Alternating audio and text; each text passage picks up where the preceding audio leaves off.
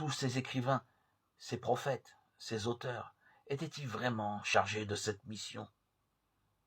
Ou bien étaient-ils seulement bien intentionnés tout en étant dans l'erreur?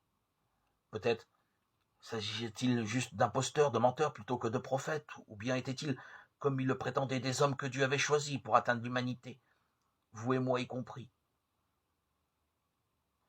Il y a très peu de gens affirmant que les auteurs des différents livres bibliques étaient des menteurs délibérés, leurs textes ayant inspiré les plus hauts standards d'intégrité et d'honnêteté. Il serait improbable qu'ils soient tous menteurs. Qui plus est, pour eux-mêmes, ils paraissaient avoir bien compris l'importance et la gravité de ce qu'ils prêchaient aux autres. Ils vivaient dans une culture où honorer Dieu était considéré comme la plus grande des obligations.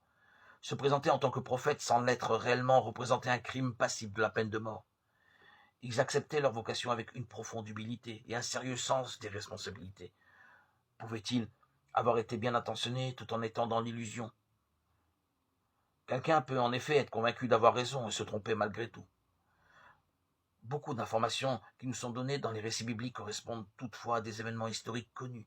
Lorsque les auteurs affirment avoir été les témoins oculaires de nombreux événements et même de miracles, ils attendent des lecteurs qu'ils acceptent ces vérités spirituelles à la lumière de la crédibilité qu'ils ont établie en rapportant les vérités historiques. Ces vérités historiques indiquent que les disciples ne pouvaient pas être bien intentionnés et se tromper. Soit ce qu'ils racontaient s'est réellement passé, soit c'est une invention. Par exemple, les disciples de Jésus racontaient entre autres que Jésus avait transformé de l'eau en vin, qu'il avait guéri un paralysé et qu'il était mort sur la croix. Soit ces événements se sont produits, soit ils n'ont pas eu lieu. Si ce n'est pas le cas, alors les auteurs n'étaient pas bien intentionnés. Ils mentaient. Ce ne nous laisse qu'une seule option.